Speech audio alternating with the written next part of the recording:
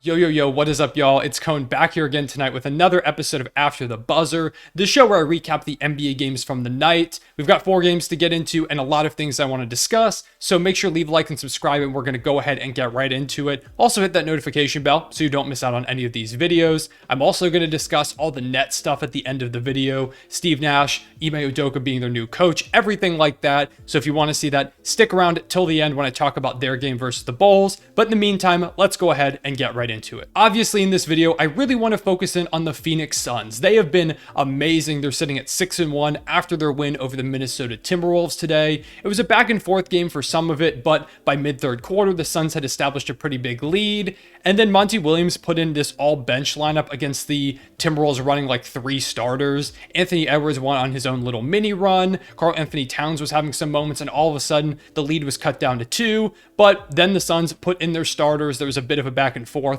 By the end of the game, they were blowing them out again. I think they won by 11 or 12. Just an overall convincing win from the Suns, showing that they're still on the upper echelon of teams. They've only got 1 loss so far, and that was to the Portland Trail Blazers, who've been great in their own right. But everyone else, the Suns are winning pretty convincingly. They had that massive comeback against the Dallas Mavericks. They blew out the Clippers. They beat the Pelicans, I believe. The Suns look still like one of the elite teams in the West, and this was an opinion I shared before the season. I said I still think the Suns are going to be really good, but even I had them falling to the 5th seed in my Western Conference standings. There is still a chance for them to fall. It's still very early in the season, but right now sitting at 6-1, this is their best start since I believe 2009, 2010, and in that season they started 8-1. They've got a chance to match that. They didn't even start 6-1 last year when they won a franchise record number of games. So that's how good they've looked. They've been a top 5 defense and offense. The only other team that's done that so far are the Cavaliers, who also have been amazing. But let's talk a bit about what the Suns did in this game and why they've been so good. In tonight's game, Devin Booker had 18, 7, and 5. He wasn't amazing, shot 6 of 18. Anthony Edwards played really good defense on him, and we'll talk about him later. But overall in the season, D-Book has been phenomenal, has looked like an early MVP candidate as he did last season, averaging around 30 points per game. He's playing great defense too, playmaking is something that continues to get better. He's just really become a complete player, and that's something that Monty Williams has really harped on as of recently. A few days ago, he called him the most complete player in the NBA, which I don't necessarily agree with, but I think the fact that Monty can say that and feel comfortable saying that does show how much progress Devin Booker has made. He's always been a great scorer and a pretty solid playmaker, but more now than ever, he's become a complete player, especially defensively. He gives a ton of effort on that end, runs around screens, hustles. It's just cool to see a guy who for a while was looked at by most people as, oh, this guy's an empty calorie scorer that doesn't play defense, become, like Monty Williams said, one of the most complete players in the league. D-Book deserves a lot of credit,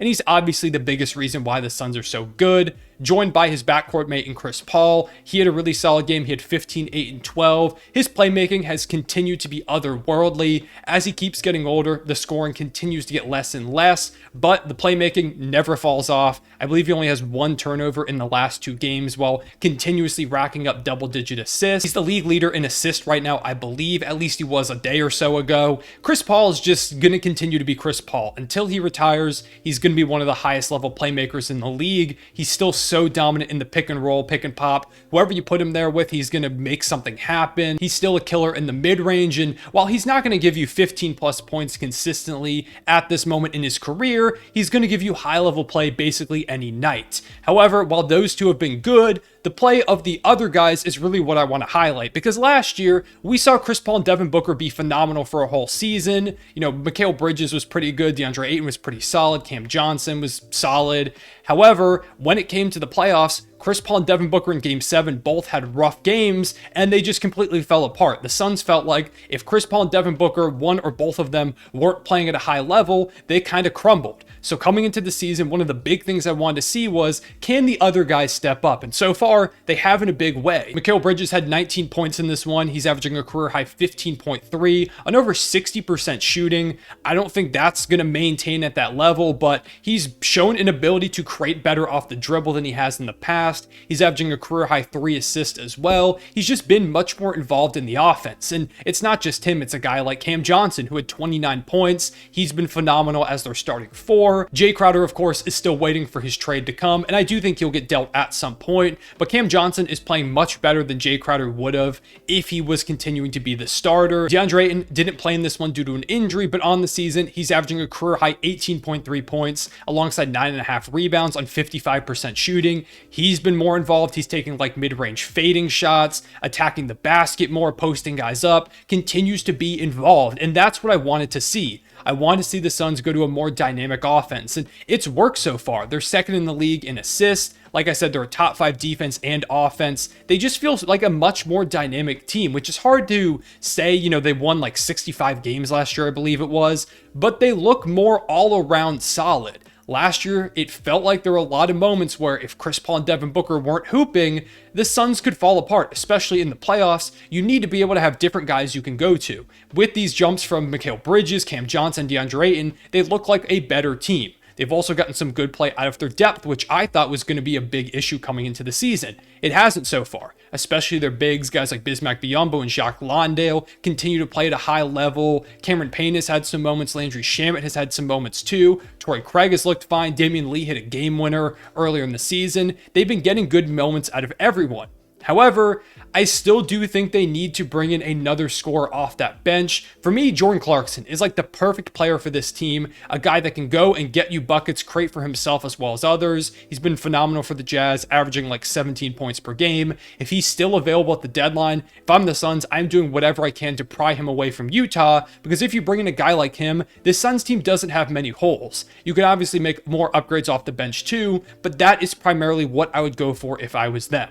Outside of that, though, the Suns have been almost flawless up to this point. If they keep playing like this, they've got a great chance to once again be in the upper echelon of Western Conference contenders. I could see them making another conference finals run, and the West feels very wide open. Teams like the Warriors have really struggled. The Clippers, who I thought were going to win the NBA Finals, have looked mediocre so far. Kawhi Leonard's dealing with injuries. The Grizzlies look good, but their defense is kind of hit or miss. I think the Suns have the opportunity to take advantage of that with their high level of play already, and I expect them to do so. I think they're once again going to be one of the top teams in the conference. Don't be surprised when they're sitting up there at the end of the season. On the Timberwolves side of things, they kind of just got outclassed. They're not up to the caliber of Phoenix quite yet. Maybe after some more gelling time they will be, but right now, you know, the defense is top 10. With Rudy Gobert, you're basically always going to have a top 10 defense, although I will say they got completely torched in the pick and roll tonight. That's a big issue that they had. They were slow rotating over. The bigs would get caught on mismatches, and it's Chris Paul. He's almost always going to take advantage of a mismatch, or if the mismatch isn't on him, he's going to find a way to exploit it for his teammate. That's what he did all night, and the Timberwolves consistently paid for it. They've got to figure that out. Cat still hasn't been great defensively. Maybe he can get there.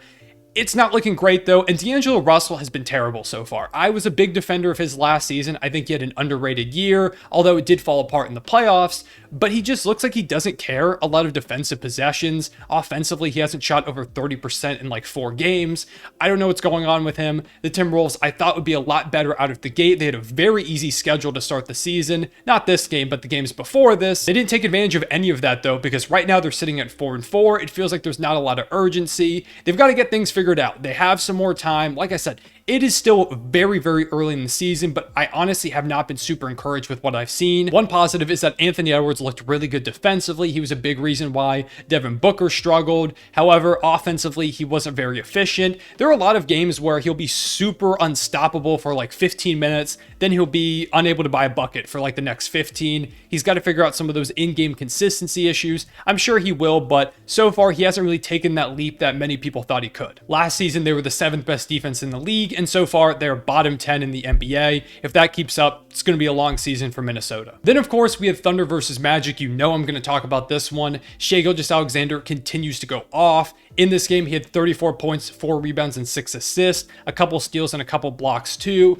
In his usual method of insane finishes around the rim, this crazy like high floater he had off the glass that I don't understand how it was possible he got it that high and got it to go. Mid-range jumpers, he always gets to his spot. He once again did this without hitting any threes. The three ball's been a bit hit or miss so far, but once it starts falling, I don't know how you stop Shai. You can't stop him from getting to the basket. The Magic tried. They had a ton of length in this game. They started, I think, 3 or 4 guys that were 6'10 or taller. It didn't matter. While they kind of caused some problems at the beginning, by the end of it, Shai figured that out. He was able to not only create shots for himself, but as well as others. The Magic themselves had a pretty good game. They had, I think, like a 14-point lead in the third quarter, but all around, they kind of just started to have some silly turnovers. They don't have many lead guards at the moment. Jalen Suggs had a really rough one. They need a guy like Markelle Fultz to come back and kind of slow the pace, be that playmaker, create buckets. Wendell Carter was dominant in this one, and they kind of just stopped going to him. Powell had a pretty solid game, but Lou Dort really did a great job affronting him, being physical down low with him towards the end of this game and kind of just freezing him out of the offense. Orlando had a really solid game overall, but in this one, the Thunder were just the better team. Right now, we're sitting at 4-3 on the season after a 4-game win streak. I tried to warn y'all, this Thunder team might not be a playoff team, but I think they're probably going to be on the cusp of that plan, and they're going to be a lot more competitive on any given night than a lot of y'all gave them credit for. That mostly comes back to them being a top 5 defense. I mentioned Dort. Shai has been incredible defensively too. Guys like Darius Bazley, Alexei Pokusevski committing. Jeremiah Robinson Earl has looked solid. They've been a top 5 defense without Chet Holmgren, who's supposed to be Depoy level at some point in his career, and right out of the gate, he was supposed to be a game changer on that end. When he comes back next season, the Thunder could very easily have a top 3 unit on that side of the court. Also, I want to give a shout out to Bol Bol, who legit looks like a really solid player for the Magic. He's kind of found a home there. He was blocking shots. He was able to hit some big buckets for them. Still some problems getting bodied down low. A lot of guys were able to drive past him, especially like Gilgeous-Alexander. He did get blocked by him a couple times, but overall he was able to just kind of exploit the mismatch on the perimeter and get right by him for a bucket. But he did his best to hold his own, and I've been really impressed by what I've seen from him. The Magic also are just a very annoying team to play. They've got a lot of length, a lot of guys that can put the ball in the basket. They're just building a really fun squad over there. I know it hasn't translated to many wins, but I like what the Magic are doing. Over in Heat versus Warriors, Miami got a much needed win, got a big offensive boost in this one from their shooters, Max Strus and Duncan Robinson, who combined for 9 of 18 shooting from deep. Kyle Lowry had another solid game with 13 and 9. Jimmy didn't shoot well at all, but he had 23, 6 and 8. And of course, in typical Jimmy fashion, hit the dagger to seal this one.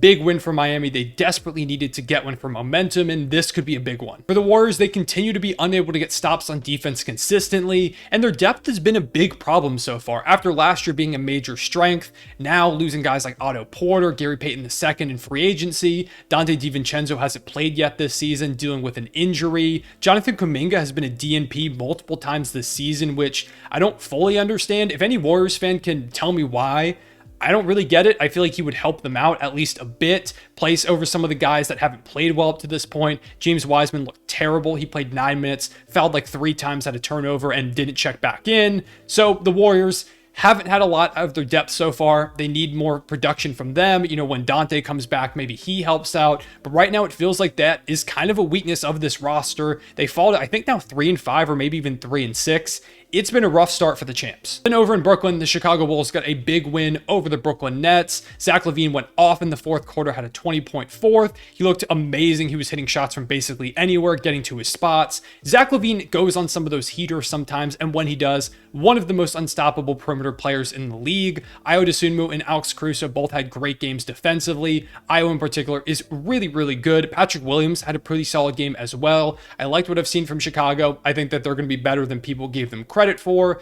And on Brooklyn's side of things, of course, Steve Nash was fired. And in their first game without Steve Nash as Jacques Vaughn as the coach, things started off pretty well. Kevin Durant was hooping. He ended up putting up a 30-piece, and he looked dominant all throughout, and it seemed like they were going to get a win before Zach LaVine went nuclear, and they probably would have if Kyrie Irving didn't look super disengaged and have his worst game of his Nets tenure. He shot 2 of 12. He had 4 points. Like I said, he just looked completely out of it, like he didn't want to be there. We'll see what's that about. But overall, the Brooklyn Nets continue to be dysfunctional. They reportedly are going to hire Ime Udoka, which just adds more drama to this locker room that doesn't need it. To me, it feels like this is just a dumpster fire that continues burning brighter and brighter, and I just can't look away from it. That's all I have to say for tonight's games. Make sure to leave a like and subscribe if you enjoy. Also hit that notification bell so you don't miss out on any of these videos. Go ahead and comment down below your big takeaways, either from some of the games or also the Steve Nash, Ime Udoka stuff. I don't think a coaching situation is going to fix what they've got going on. I think they need a massive roster overhaul,